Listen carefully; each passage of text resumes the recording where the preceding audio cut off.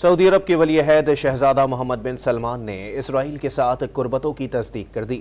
امریکی T V کو دیے گئے اپنے انٹرویو میں انہوں نے کہا کہ دونوں ممالک میں تعلقات معمول پر آنے کو فلسطینیوں کی بہتری کے لیے ضروری قرار دیا۔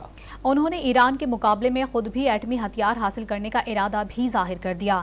ایرانی صدر ابراہیم رئیسی نے سعودی اسرائیل معاہدے کو فلسطینیوں کی پیٹھ میں چھرا گھونپنے کے مترادف قرار دیا۔